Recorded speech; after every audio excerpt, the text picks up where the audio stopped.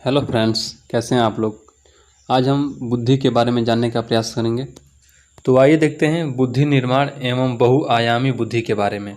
बुद्धि का वैज्ञानिक रूप सर्वप्रथम अमेरिकी मनोवैज्ञानिक स्पीयरमैन ने 1904 में अपनी पुस्तक the nature of intelligence and principle of cognisation में दिया है। बुद्धि को इंग्लिश में कहते हैं इंटेलिजेंस। तो वेबस्टर के अनुसार बुद्धि ज्ञान ग्रहण करने की व उसको व्यवहार में लाने की योग्यता है। अर्थात आपके पास जो ज्ञान है उसको यदि आप अपने व्यवहार में उतार ले रहे हैं तो आपकी बुद्धि अच्छी मानी जाएगी। तो स्पीयरमैन और वेबस्टर के पहले बुद्धि के बारे में कोई चर्चा नहीं हुई है। हमारे वैदिक धर्म में जो गणेश जी हैं उनको बुद्धि का देवता कहा जाता है। क्यों? क्योंकि उनकी बौद्धिक क्षमता सभी देवताओं से अधिक है।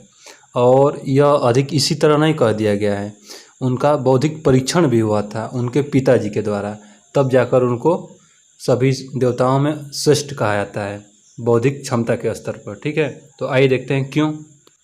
दरअसल बात यह है कि सभी देवता एक कठिनाई में पड़ गए थे और उस कठिनाई को हल करने के लिए शिव जी के पास आए। शिव जी ने अपने दोनों पुत्रों कार्तिकेय और गणेश से उस कठिनाई को हल करने के लिए पूछा। दोनों तैयार हो गए। अब बारी आई दोनों में से उस कठिनाई का हल कौन करेगा। इसके लिए दोनों का बुद्धि परीक्षण करने का निश्चय हुआ और शिव जी ने कहा दोनों में से जो भी सबसे पहले इस पृथ्वी की 7 बार परिक्रमा करके आएगा वही इस प्रश्न को हल करेगा। दोनों तैयार हो गए। कार्तिकेय अपने वाहन मोर से तुरंत उड़ गए और पृथ्वी की परिक्रमा करने निकल पड़े।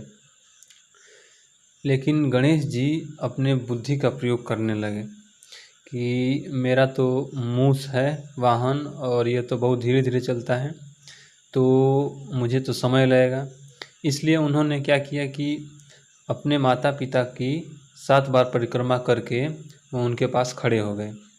कुछ समय बाद कार्तिकेय आए और चारों ओर शोर मचाने लगे कि मैं जीत गया, मैं सबसे पहले आया हूँ। तब शिव जी ने गणेश जी से पूछा तुम क्यों नहीं गए हो पृथ्वी की परिक्रमा करने। तो गणेश जी ने उत्तर दिया माता पिता में ही तो पूरा संसार बसा है, चाहे पृथ्वी की परिक्रमा करूं या अपने माता पिता की, बात एक ही है। यह सुनकर शिव जी प्रसन्न हुए और देवताओं की कठिनाई को दूर करने के लिए गणेश जी को आज्ञा दे दी। बुद्धि परीक्षण से संबंधित ऐसी अनेकों छोटी बड़ी घटनाएं हमारे शास्त्रों में वर्णित हैं। तो आइए देखते हैं बुद्धि का अर्थ एवं परिभाषा तथा स्वरूप व प्रकृति। तो बुद्धि क्या है, इसका स्वरूप क्या है, इस संबंध में शिक्षाविदों और मनोवैज्ञानिकों में मतभेद रहा है। अतः बुद्धि की परिभाषा अनेक लक्षणों स्वरूप के आधार पर निम्नलिखित रूप से किया जा सकता है। तो पहला है समस्या समाधान की योग्यता के आधार पर, दूसरा है अमूर्त चिंतन की योग्यता के आधार पर, तीसरा है सीखने की योग्यता के आधार पर, चौथा है समायोजन की योग्यता के आधार पर और पांचवा है समन्वित परिभाषा। इन पांचों आधार पर हम बुद्धि की परिभाषा को आसानी से समझ सकते हैं। तो आइए देखते हैं समस्या समाधान की योग्यता के आधार पर। तो रैक्सनाइट के अनुसार बुद्धि वह योग्यता है जो लक्ष्यों की पूर्ति में तर्क करना तथा समस्या समाधान के निमित्त हमारे मन में विचारों को जागृत करती है।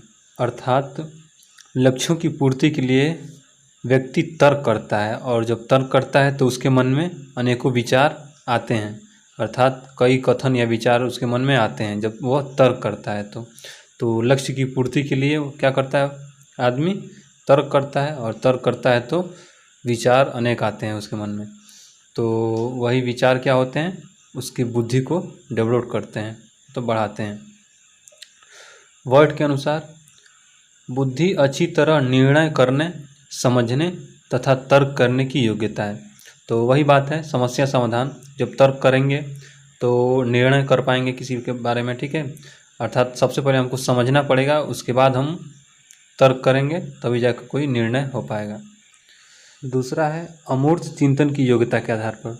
तो बीने के अनुसार किसी समस्या को समझना, उसके विषय में तर्क करना तथा किसी न किसी निश्चित निर्णय पर पहुंचना बुद्धि की आवश्यक क्रियाएं हैं। तो अमूर्त का मतलब क्या होता है, मूर्त मतलब जो दिखाई दे और अमूर्त मतलब जो न दिखाई दे। तो जिसके बारे में अभी हमको देखना है मतलब सोचना है, और सोचना यह है कि जो समस्या हमको दी गई है तो उसका जो अमूर्त चिंतन है, मतलब कि जो बाहर चल रहा है लेकिन हमारे अंदर क्या चल रहा है, उसका निर्णय क्या आएगा, वह मेन है। ठीक है। तो किसी चीज़ को मूर्त रूप जब देना है तो उसको अमूर्त रूप से हमको चिंतन करना पड़ेगा। ठीक है। मतलब कोई चीज़ हमको दिखाना है, सामने प्रस्तुत करना है, तो उससे पहले अपने मन में उसको हम क्या करना पड़ेगा, उसका डायग्राम या उसकी रूपरेखा बनाना पड़ेगा। तो वही क्या है, अमूर्त चिंतन है। ठीक है। तभी जाकर हम समस्या को हल कर पाएंगे। स्पीयरमैन के अनुसार बुद्धि सामवर्धिक चिंतन है।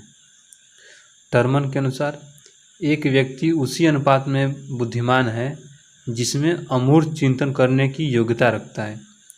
अर्थात वही बात है ऊपर वाली कि यदि आप किसी चीज़ के बारे में अमूर्त रूप से चिंतन कर ले रहे हैं, अर्थात कोई परिकल्पना कर पा रहे हैं, कोई चीज़ डायग्राम अपनी बना ले रहे हैं, रूपरेखा किसी वस्तु के बारे में बना ले रहे हैं, या कोई समस्या है उसके बारे में अपने अंदर उसको तर्क वितर्क या विचार कर पा रहे हैं, समझ कर उस कथन को या उस समस्या को, तभी जाकर आप बाहर उसको मूर्त रूप दे पाएंगे, अर्थात उस समस्या का हल कर पाएंगे। ठीक है। तो यही है अमूर्त चिंतन की योग्यता के आधार पर बुद्धि। और बुद्धि सामवर्धिक चिंतन है। इसका तात्पर्य क्या है, जैसा कि आप लोग साम दाम दंड भेद के बारे में जानते हैं, तो साम मतलब होता है समझाना। जैसे आप किसी समस्या के बारे में आप समझा दे रहे हैं, उसका हल कर पा रहे हैं, तो वही है सामवर्धिक चिंतन। ठीक। समझाने का तरीका आपका अगर सही है, सही तरीके से समझा दे रहे हैं, उसका वर्धिक कर पा रहे हैं, मतलब वर्धन कर पा रहे हैं समझाने का, तो वही है सामवर्धिक चिंतन। ठीक है। तो अगर अच्छी तरीके से समझा ले रहे हैं तो आपकी बुद्धि क्या है, तीव्र है या अच्छी है। ठीक है। तो आज के लिए बस इतना ही। अगले वीडियो में हम अन्य 3 योग्यताओं के आधार पर बुद्धि की परिभाषा को देखेंगे और बुद्धि के प्रकार के बारे में जानने का प्रयास करेंगे। तो धन्यवाद दोस्तों। जय हिंद।